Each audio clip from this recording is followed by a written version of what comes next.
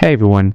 In the last couple of episodes, we've been working with observables and their representations as linear operators within our vector space. In this episode, I want to introduce Hermitian operators and show you how they connect to our physical observables. As a heads up, make sure you've watched Chapter 7 on observables, since we will be using results derived in that chapter. To begin, I want to introduce some slightly new notation. We have worked with the following expression a lot. This is just acting the operator m on the ket phi. Because m acting on phi returns another vector, we also commonly write this as follows. This is just a ket representing the vector we would get when we act m on phi. So when we have an inner product expression that looks like this, it's sometimes more convenient to write it like this. Remember that this is just the inner product with psi and m phi. So with that, here's the setup and geometric intuition. Say we have this inner product. Remember that the inner product is basically the dot product, so let's rely on that for some intuition. Remember that we have the following equivalent expression for the dot product. So, geometrically, this inner product basically says act m on phi, and then measure the new angle between the new vector and psi, scaled by their lengths. Now, here's what we want to investigate. Do we have an operator n that we can apply to psi instead, and give an equal inner product? Geometrically, we're asking if we have an operator that allows us to instead move psi, and still give us the same magnitude times angle of the two vectors. And this must be true for any two vectors, phi and psi, that we choose. It turns out there is such an operator. This operator is called the Hermitian adjoint. We designate the Hermitian adjoint by taking our operator and adding a dagger in front of it. The fundamental property of the Hermitian adjoint is that it satisfies the following property for any vector phi and psi.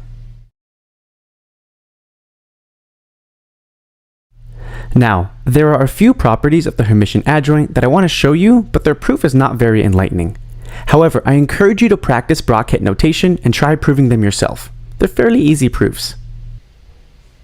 First, the Hermitian adjoint of the Hermitian adjoint is the operator itself. Second, the Hermitian adjoint of a sum is the sum of the Hermitian adjoints. Lastly, and often most importantly, the Hermitian adjoint of a product of operators is calculated by switching their order and then taking the individual Hermitian adjoints.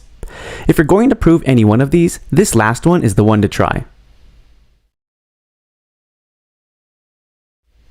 Before moving on to the connection to quantum mechanics, I want to discuss some common Hermitian adjoints that you'll encounter. First, say we have a scalar number. What is the Hermitian adjoint of this? Well, we can set up an inner product with the scalar number as the operator. We want to know how to move this scalar to the other side of the inner product. Well, we can pull the scalar out of the right-hand side of the inner product since the right side is linear. Then, we can remember that the left side of the inner product is antilinear, so we have to complex conjugate the scalar to move it to the left side. Therefore, we have that the Hermitian adjoint of a scalar is just the complex conjugate. This is an important fact that you should remember.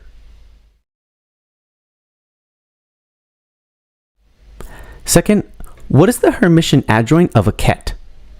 Now, this might seem like a weird question, since we've been considering a ket as a vector, not an operator, but bear with me as we try to make sense of it. Instead of working with the ket by itself, let's work with it within an inner product. So, what is the Hermitian adjoint of an inner product? Well, an inner product is just a number, so we get the complex conjugate, which just flips the inner product. But we can also evaluate the Hermitian adjoint of the inner product by first breaking up our inner product and using our rule for adjoint products. We switch the positions and then take the individual Hermitian adjoints. This expression and the one we previously found must both be equal. Since phi and psi are both completely arbitrary, this seems to point to the fact that the Hermitian adjoint of a ket is a bra, and the Hermitian adjoint of a bra is a ket. Now, this is more of a justification than a rigorous proof, but this really is true. So, how do these Hermitian adjoints connect with quantum physics? Well, we can ask ourselves, what is the Hermitian adjoint of an observable? To answer this, let's go over what we know about observables so far. Remember that we found that physical observables are represented by linear operators whose eigenvectors represent definite states, and eigenvalues represent the corresponding measured value. Observables must also follow certain rules from our physical intuition. Let's recap the rules we first derived in Chapter 7. First, the eigenvalues must be real, since measured quantities are obviously real. Second, the eigenvectors must span the whole space, since each quantum state must carry some value for the observable. Last, the eigenvectors must be orthogonal, otherwise they wouldn't be definite states. These last two allow us to conclude that observables have an orthonormal eigenbasis.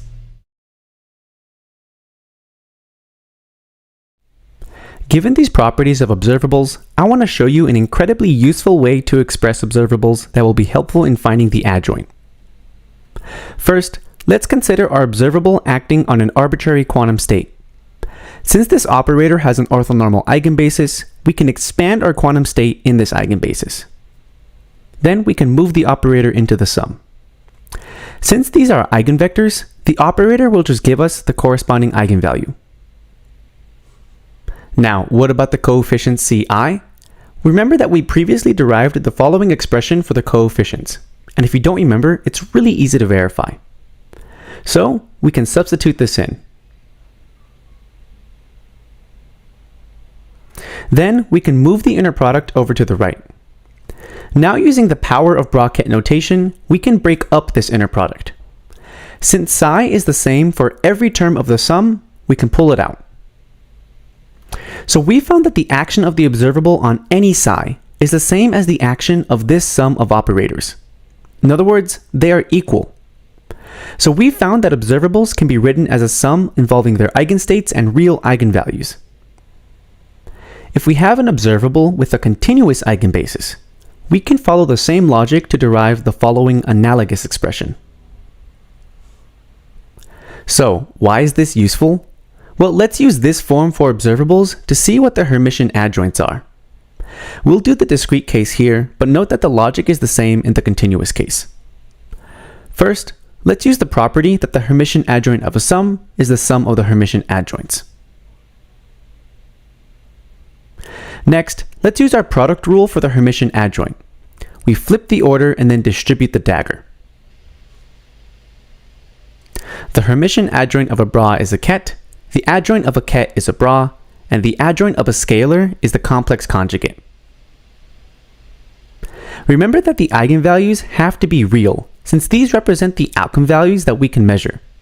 So, this just gives us the same eigenvalue, and we can move it back to the left since it's a scalar.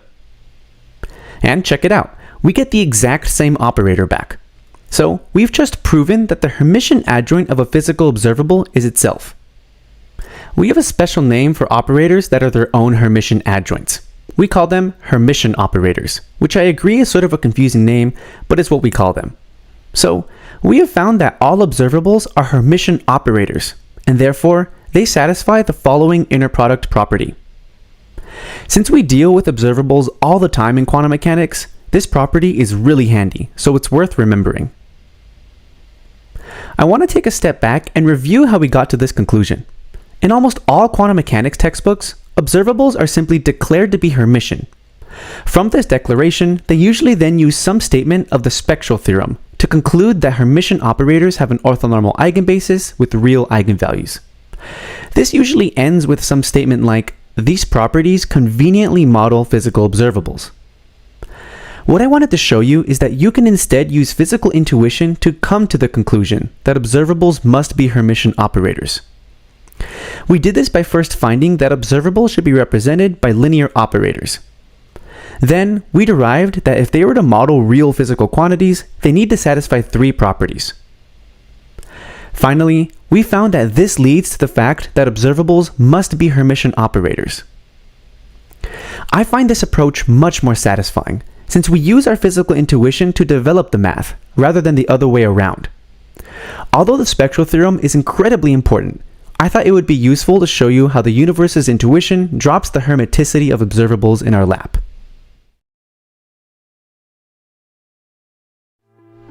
So, hopefully you see that there's a good amount of intuition behind why observables are Hermitian in quantum mechanics.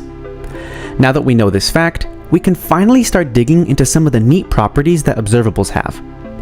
Starting with the next episode, we'll go over the ubiquitous commutator and how it relates to the infamous uncertainty principle, which hopefully won't be so mysterious after we've attacked it.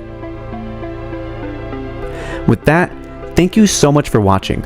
As always, let me know if you have any questions. Hope to see you in the rest of the series.